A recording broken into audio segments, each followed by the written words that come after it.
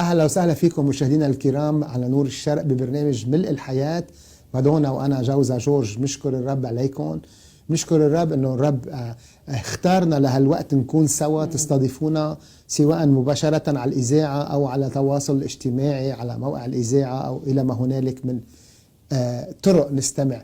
نشكرك يا رب أنك أنت في وسطنا، لأنه أنت قلت كل ما اجتمع 2 أو 3 باسمك حيث نكون. نحن نهديك كل المجد والشكر على محبتك لنا. صرنا الحلقة 22 مادونا بهالموسم السادس. عن جد ما حدا بيعمل هيك عمل غير التدخل الإلهي، فبنشكرك يا رب. حكينا بالحلقة الماضية أنه أهم حدث بحياة الإنسان هو يقبل غفران الله، يصير أو تصير بنت أو ابن لله، أي يقبل أنه يسوع مات من أجلهم وقام من الموت من أجلهم، ويدعوا الروح القدس يعيش فيهم ويبلش يحركهم. أنا شخصيا بس اختبرت هالاختبار. أنا كنت عايش بأمريكا وكنت اسمع طبعا من خيي اللي أنه سلم حياتك ليسوع وصلي. وقال له روح يا عمي شو عم تحكي، هيدا الصلاة هيدا للمعترين أهلي بلبنان. ليش؟ لأنه كان في قصف وحرب وعايشين بالملاجئ. أنا كنت مرتاح على وضعي، عم بكفي علمي وعندي قرض من الجامعة وقرض للبيت وعايش بالنعيم مفكر حالي مخدوع ومش عارف، فتركوه نايم، تركوه غافي. فهونيك يوم بس شفت الظروف الثقيلة على حياتي، وشفت انه انا انزركت بمطرح ما بقى فيني اطلع منه بقدرتي. ركعت عن جد جسديا. اوقات مش ضروري تركع جسديا، بس بقلبك الانكسار بيصير. قلت له يا رب انا بدي اعرفك مثل ما انت يعني. استسلام. وهي آية بتقول ها انا واقف على الباب اقرع برؤية 23. انا بفتح لك قلبي. شو في بقلبي غير زبالة؟ صار لي كذا سنة، فوق 15 سنة تارك اهلي والوطن وكذا. فاختبرت سلام مثل واحد سكر، يعني 20 تانكة شو بيسموه ويسكي. انا مش شريب يعني، بس كنت خلصت سلام. انه حسيت في شيء غلط، مش مزبوط، مش معقول. من كم يوم كنا عم نحكي بالحلقات الماضية مع المخرجة، قالت لي في شيء مش مزبوط، الحالة كتير منيحة بلبنان، الوضع روعة. ليش؟ مش معودين على هيك شيء، معودين على الاخبار انفجار هون للمؤسف، حادث هون، حاولوا يغتالوا هون، تاخرت الدولة لتعمل هيك. فهلا في شيء في انفيرومون، في بيئة حاضنة كتير للسلام والتغييرات الإيجابية لمرة من كذا تعال نقول 40 سنة 50 سنة. فمن أنا اختبرت هالسلام هيدا ما كنت بعرف شو هو. كمان هيك حسيت في شيء غلط، حسيت في شيء مش مظبوط، لأنه مش معود على أحمال، معود يعني. حسيت كونتينر، لأن كنت أشتغل بالكونتينرات، كونتينر 40 قدم محشي 40 طن زاح عن كتافي. هالقد كنت حامل همومي ومش عارف، لأنه عم بحاول حل مشاكلي. وشو بيقول لنا الرب برسالة بطرس الأولى 5:7؟ القي جميع همومك على الرب. ليش؟ لأنه اليوم يعني اليوم أنا عم بخبرك مشكلتي. تعال أخبرك شو صار فيي امبارح. أنا وجاي على الطريق انفخت الدولاب. شو صار؟ هلا صار عندي مشكلتين. مشكلة انفخت الدولاب على الطريق وقعدت صلحته تحت الشتاء مثلا، وجبت الشركة غيروا لي إياه ودفعت مدري شو. ومشكلة أنت شو صار فيك؟ ستريسد أوت. لا، من بتلقي همك على الرب منه مهموم. ليش؟ الرب عنده حلول لمشاكلنا. همي لقيته عليك، همي لقيته عليك. انت يا رب يسوع اخذت الهم عني، وانت من هميت، لانه بموته وقيامته حل المشكله. وحكينا انه اهم حدث هذا الاختبار. ما بعرف انت شو صار معك بس سلمتي حياتك للرب، شو حسيتي؟ أنا أول شيء أنا لإلي أنت طبعا ربيانة بكنيستك وكنت ممارسة لكل الطقوس. مشان هيك تفاجأت. أنا لإلي كنت كتير تيجيني دايما أفكار إذا بموت أنا وين رايحة. يمكن مع أنه لبنت عمرها 23 سنة لا، أنه لحدا الصغير بالعشرينات يمكن ما بعرف ليش، بس أنا كان هيدا شغلي. قد ما كنت إذا بدك روح على القداس وبالفرسان والطلائع وبعلم كاتيشيس تعليم ديني بالمدارس، إنه كان الرب دايما على أفكاري. بيقرأ الإنجيل الإيمان يأتي من السماء. صحيح. فكان ما بعرف ليش كان عندي مثل هاجس دايما افكر انا وسايقه لوحدي بالسياره، انا وهذا اقول كون اذا بموت وين بروح يدلي، اذا بروح على جهنم. كان هذا الشيء كتير لإلي. هذا ما كان عندي خوف من ربنا عن جد. كان عندي كنت اقرا الانجيل من وقت لاخر، بس ما عارفه اذا بموت انا وين بروح. يعني اذا بدك خلطه، بتعرفي فتوش كل شيء بخضره بحطوهم سوا بقولوا روحوا هاي سلطه. صح. فانا هيك كنت اذا بدك فتوش. شو صار فيكي بس صار عندك يقين؟ انت لما كنت عم تحكي مع شخص قدامي عم بتخبره انه يسوع المسيح مات ليعطينا حياة ابدية. هلا الحياة الابدية مؤكدة اذا انا بآمن ومؤكدة انه يسوع المسيح مات وقام. هو بنفس هيدا العمل، هو هون بهيدا العمل اجى عمله ليعطيني حياة أبدية. يعني كمان الحياة الأبدية صارت مؤكدة. واللي عمل تغيير بحياتي أنا بسميها الآية الذهبية لحياتي، يلي هي يوحنا الأولى الفصل 5 والآية 13. سمعها لا سمعها. تفضلي. قال يا من أمنتم باسم ابن الله قد كتب هذا إليكم لكي تعرفوا أن الحياة الأبدية ملك لكم منذ الآن الحين. وبعدين مش بس هيك، قال جورج، قال روى أنتم عملوها شخصية. أنا الذي آمنت باسم ابن الله. بتآمني باسم ابن الله؟ قلت له إيه أكيد أنا بآمن. لقد كتب هذا لمين؟ لإلك. قولي لإلك كتب هذا إلي لكي تعرفوا، مش لكي تفكري يمكن إن شاء الله بكرة بعدين. قولي لكي أعرف. قلت أنا لكي أعرف. شو بدك تعرفي يا مادورا؟ إنه الحياة الأبدية ملك. أنت بس يكون شيء ملكك هيدا لإلك. ما حدا بيقول لك هيدا لإلي مش لإلي، مش يمكن، مش هيدا ملك لإلك. من أي متى؟ بكرة بعدين إن شاء الله خير. منذ الآن. كانوا عيوني عن جد مغمضين. عندي حياة أبدية؟ لا عندي حياة هيك يعني عن جد مرعوبة. عن جد ما بعرف شو هالسلام، شو هالفرح، شو هالامتياز، شو هالجريتفولنس. كنت بحالة شكر. يعني هلا كل هذا الشيء انا عم بيصير جواتي وجورج ما معه خبر، عم بيحكي مع الشخص الثاني الموجود معنا. انا عم كرر شو عم بقول له لهداك الشخص، انا عم بقوله لحياتي. وبالفعل بقول الكتاب المقدس من آمن بقلبه، من اعترف بلسانه وآمن بقلبه أن الله أقامه من الأموات نال الخلاص. وأنا بالفعل هيك من هيدي التكة نلت الخلاص. هلا بس خلصنا قال يلا هات لنصلي. أنا مثل كأنه دخيلكم يا ريت نصلي، بس مسكنا إيدين بعض وعم نصلي. بلشت اشكر الرب. بشكرك يا رب، بشكرك يا رب. حل علي الروح القدس بقوه. صار صوتي على العالي، ما قدرت اذا بدك اضبط هالمشاعر القويه من جوفك جرت انهار. وصرت رنم ترنيمه كله التسبيح يليق بك يا الله، شكرا ومديح قليل لك يا رب، شعبك يا رب يسبح اسمك. هاليلويا. يعني هاي ترنيمة كنت برنمها لسنين، بس بهيدي اللحظة فهمتيها. ايه فهمتها، اختبرتها. عم بفهم مش كل كلمة كل حرف منها.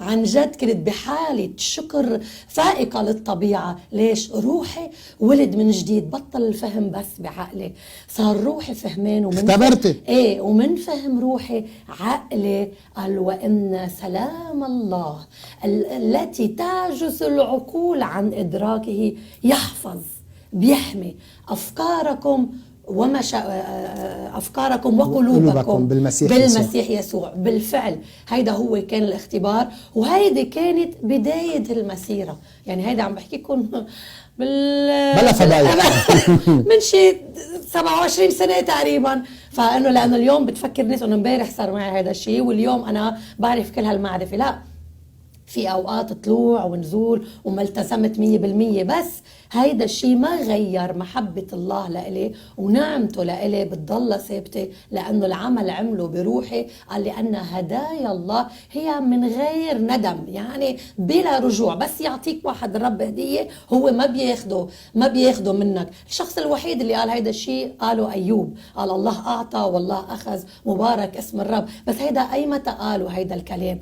أول ما أجته الطربة لما ما كان بيعرف الله، إنما لما بالاخر الرب عوض له وعوض له بالاموال وبصحته. شو قال؟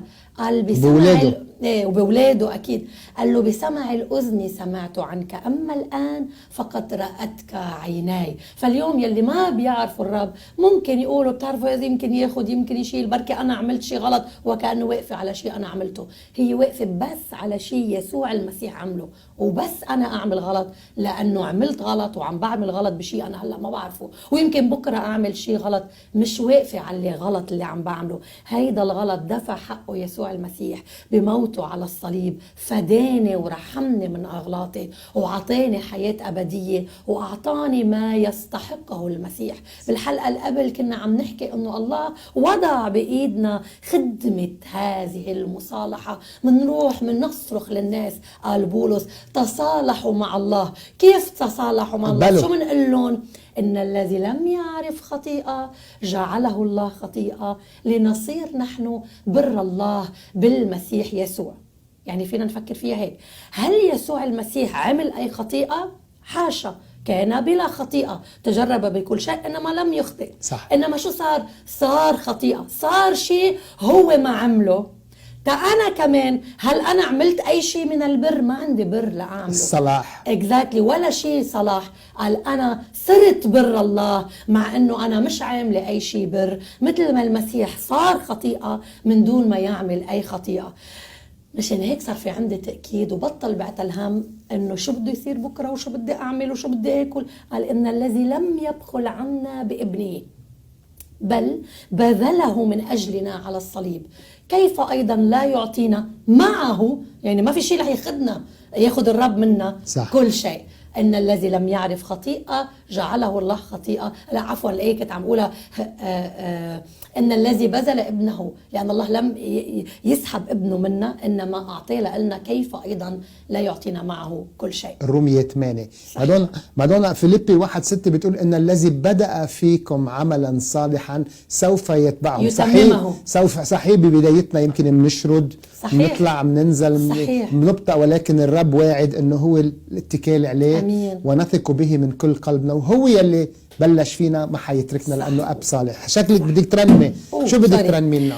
يعرف اخباري يا شاغل افكاري بليلي ونهاري، بحبك يا يسوع، مين قدك بيعرفني كاشف اسراري، ما انت اللي خالقني وعارف افكاري، تعرف اخطائي وبتسامحني لانك الفادي، المخلص الفادي. يا عارف اخباري يا شاغل افكاري بليلي ونهاري، بحبك يا يسوع، مين غيرك بيحميني وبيسهر علي، بيأمر ملايكته ويبقوا حوالي، انت بترعاني ما بتنساني لحظة يا ربي، بحبك يا ربي. يا عارف اخباري يا شاغل افكاري بليلي ونهاري، بحبك يا يسوع، ربي انت صديقي بحن علي، ترشدني بطريقي بتنور عيني، انا بوثق فيك ورح خليك دايما عبالي، وحدك يا غالي. يا عارف اخباري يا شاغل افكاري بليلي ونهاري، حبك يا يسوع. هاليلويا. ثانك يو. نشكر الرب وبنصلي للاخت ريتا اللي اعطيها الرب الترنيمه تفيد بعد بترانيم اكثر واكثر لمجد اسمه. مادونا اليوم بدنا نحكي كمان بالجزء الثاني من الحلقه ثاني اهم حدث، او هذا الحدث كان للانسان ككل بغض النظر مرجعيته، افكاره، فلسفته، دينه. كل انسان بحاجه يختبر غفران الله ليقدر يعيش على الارض ببر الله، بقداسه الله، بعون الله. فهمت لهم تاني حدث هو اليوم من بعد ما صرنا أولاد الله، هو أن نحن صار عنا يقين أن نحن أولاد الله، صار عنا يقين أن الروح القدس يحيا فينا عن غير استحقاق، لأنه هذا الغلط يفكر واحد أنا شو حلو، أنا شو منيح، أنا لا، غلط. ونختبر كمان تاني اختبار هو اسمه امتلاء الروح القدس. يوم العنصرة حل الروح القدس على المؤمنين. ليش؟ لأنه يسوع من بعد ما قام من الموت قال لهم لا تتركوا أورشليم بل امكثوا بها ليتم وعد الآب. قالوا شو بده يصير؟ لتنالوا وعد الآب. قال لهم يوحنا عمد بالماء، أما لما بعد كم يوم حتتعمدوا بالروح القدس، تمتلئوا، تفيدوا، تغطسوا، يغطس فيه، يفيد فيكم. فقالوا له شو يعني بده يفلوا الرومان لأنه كانوا هن مستعمرين للرومان؟ قال لهم لا، عندما يحل الروح القدس عليكم تنالون قوة. العهد الجديد انكتب باليوناني كلمة قوة هم بتقول دينامس، دينامس منها جاي الديناميت، القوة التفجيرية للداخل الإنسان، مش قوة تفجيرية يكسر حيطان وما حيطان مثل الأنابل، لا، يفجر كل القيود، كل القيود والأحمال ونتحرر، نختبر التحرير اللي بيحكي عنه رومية 6:18، قال وها أنتم تحررتم وليس للخطيئة سيادة عليكم. الآية 6:14 لأنكم لستم تحت الشريعة بل تحت النعمة. صرنا عم نعيش بحرية ما كنا نعرفها قبل. ليش؟ تحررنا. بعد بحاجة نجدد ذهننا أكتر وأكتر لنفهم شو صار كليا بعمل يسوع الفدائي، وهذا لايف ستايل، نمط حياة. فكمان بنختبر امتلاء الروح القدس بأنه نقول مثل ما قال الرب يسوع بلوقا 13، بقول إذا كنتم أنتم أشرار تعرفون أن تعطوا أولادكم هدايا صالحة، كم بالأحرى الآب السماوي الذي يعطي الروح القدس للذين يسألون. فاليوم أنا صحيح الروح القدس عايش فيه، بس بدي اختبر اختبار تاني وإضافة أو أعمق، هو اسمه الامتلاء، الفيض من الروح القدس، لحتى يغسل أفكاري، يغسل مشاعري، يغسل روحي إلى وقت تصير يقينا عندي فهم أنه أنا كائن روحي. معظم الناس حياتي بدي لك شريك بالفرنسي، معظم الناس اليوم ما بيعرفوا انه هن كائنات روحيه، فبيركزوا كتير ليك عقلي، ليك شو فهمت، ليك شو ما فهمت. العقل هو جزء من تركيبتنا، نحن مركبين على صورة الله، اي نحن عندنا ثالوث، بعد ثالوثي، يعني نحن عندنا روح خاصة للمؤمنين بيسوع، روح القدس اللي بيجدد روحنا، يحيا في روحنا المتجدد. 2 عندنا نفس، هيدي النفس شو هي؟ الروح تختلف عن النفس والنفس تختلف عن الروح. الروح هي حيث يسكن روح الله بالإنسان إذا كان مؤمن بيسوع المسيح. النفس، كل إنسان عنده نفس، يعني هو فكره، الانتلكت، عنده مشاعر ايموشنز، وعنده الإرادة الحرة فري ويل. كل إنسان، حتى هذا اللي بيميز الشخص عن التاني، صح. ولكن كل هدول عايشين بهالجسد، إذا بيموت هالجسد بينصاب برصاصة أو شيء بيفرط. إذا مؤمن الإنسان بالرب يسوع، الروح بيتابع، لأنه الروح له حياة أبدية، بيصير بمحضر الله إلى الأبد. وإذا ما كان حيكون بمحضر بجهنم إلى الأبد للمؤسف. مشان هيك عم نخبر الناس تصالحوا مع الله هلأ الوقت، طالما عم نسمع تعالوا إلي يا جميع المتعبين، عم بقول يسوع، وخذوا نيري. أمين. وأنا أخذ أحمالكم، وأنا بريحكم، وأنا بتلمسكم، وأنا بقودكم. فالتاني اختبار هو أنا أفهم إنه عقلي ما بيتغذى بفتاك. اليوم في فورمولا جديدة تعلمناها مش من زمان، 25 35 أو 45%. 25% كاربز لازم تاكل لحتى جسمك يتغذى منيح، 35% فات، و45% أو 40% عفوا ليطلعوا 100، 40% بروتين. هيدي الفورمولا آخر دراسات بتقولها، قبلها كان في غير دراسات، واحذري شو بعد كم شهر او كم سنه حيجي. بس بغض النظر نحن بنعرف انه ليس بالخبز وحده يحيا الانسان، ولكن الانسان الجسدي يحيا بالخبز وبالكربوهيدرات وبالفات وبالبروتين. بس روحي ما فيني غذيه بفتاك ولحمه وبروتين. روحي ما بيتغذى غير، ليس بالخبز وحده يحيا الإنسان الكائن الروحي يحيا من كلمة الله، بل بكل كلمة تخرج من فم الله. مشان هيك هذا الكتاب المقدس أوحى به، صحيح كتبوه كتاب بشر، ولكن هي كلمة الله، لأنه الرب ساهر على كلمته ليجريها، وهو قدر عمل هالكتاب ومسكوا من هالكتاب طلع كذا كتاب بيحكي عن هالكتاب وبيحكي ضد هالكتاب، ولكن هذا الكتاب هو الأساس بعهدين قديم وجديد، أي الكتاب المقدس. وهذا الكلام يسوع قال السماء والأرض تزولان وكلامي لا يزول. ويسوع مين؟ هو الكلمة، صحيح هو ابن الله، يعني إجا من لدن الله كإنسان وتجسد، ولكن هو قال أنا هو في البدء كان الكلمة وكان الكلمة عند الله وكان الكلمة هو الله، يوحنا 1:1. فاليوم أنا من بقرأ أي من العهد القديم أو الجديد، هيدي كلام الله لإلي، هيدا يسوع بيحكيني. أنا كنت عم بتقول شوي إنه اللي روحه متجدد بروح على السماء، واللي لا بروح على جهنم. ومثل كأنه سألت حالي سؤال، وعارفة هذا مش أنا بس، هذا سؤال يمكن حدا منكم عم يسأله، شو هالله المحب هيدا إنه الناس اللي ما بتأمن فيهم بروح بوديهم على جهنم؟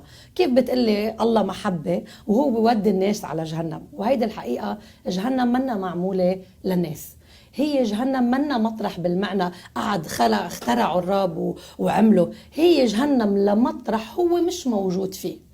مطرح ما الله موجود هناك في سلام، محبة، حياة، فرح، طمأنينة. ليش؟ لأنه هيدا هو الله، محبة، الله روح. هيدول بس ما عندما يكون الرب هناك بتحل هيدي الاشياء.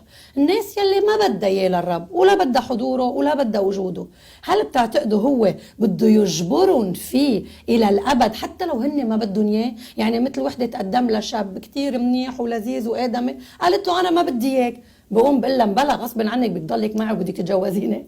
اكيد لا. اليوم الرب عم بيعرض حاله، مش عم عرض حاله لنا، عم بخبرنا تعالوا لعندي ايها المتعبين والرازحين تحت الاحمال وانا اريحكم. تعالوا خذوا نيري هين وحملي خفيف، تعالوا لاعطيكم حياه ابديه. اذا انا بقول لا، طيب اوكي، هو بيحترم لي ارادتي، ما حيفرض نفسه، بس يطلع برات الانسان، يطلع برات الرلم، اذا بدك شو الرلم، المملكه، اطار الله، نطلع ورا برات اطار كل ما هو الله. طيب برات الله في العتمه، الداركنس، في الوجع، في الالم، في الندم، في الحزن، في الخوف. ليش؟ ما هيدول موجودين من وراء عدم وجود الله. فهي تلقائيا الناس رح تروح لهونيك لانه هي اختارت انه ما بدها الله. فالله من عدله ومن محبته ما بيفرض حدا، ما بيفرض حاله عفوا على حدا. واذا الناس اختارت تضل حياتها برات الله، اكيد ما حيجبرها انه الابديه تضل معه. كمان رح يقول لها بدك تعيشي بلانه. الرب قال بذل ابنه الوحيد لانه بحبنا.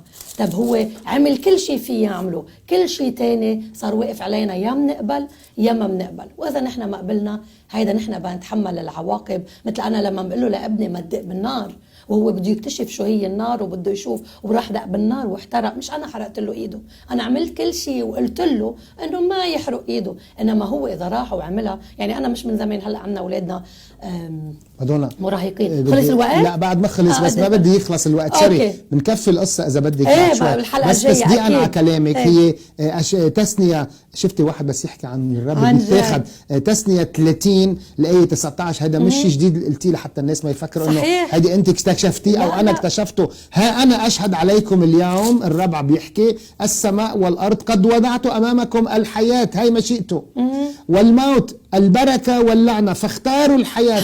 عم بنقلهم بالفحص، عم بيقول لك هيدي انا بدي اياك تنجح. عم تنجح، اختار الحياه. شو هي الحياه؟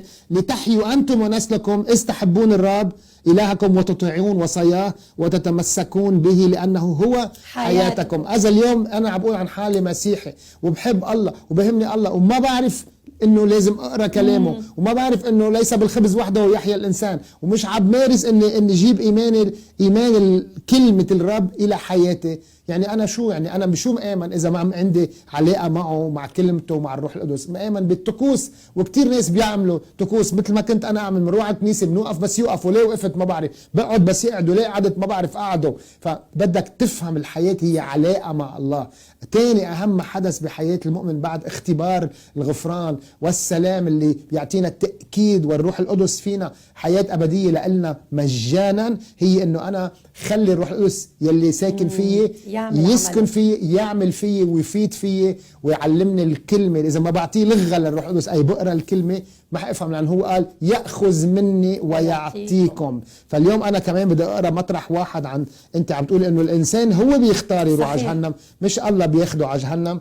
الله مشيئته ان لا احد يهلك بل الكل يأتي الى المعرفة القدوس. رسالة يوحنا الاولى 4 بتقول ايها الاحباء لا تصدقوا كل روح بل امتحنوا. اليوم في كتير ناس مصدقين غير الكلام اللي عم نقوله. لا تصدقوا كل روح بل امتحنوا الارواح. الله اعطيك سلطة كانسان لتتأكد من كونها او عدم كونها من عند الله، لان عددا كبيرا من الانبياء الدجالين قد انتشر في العالم موجودين.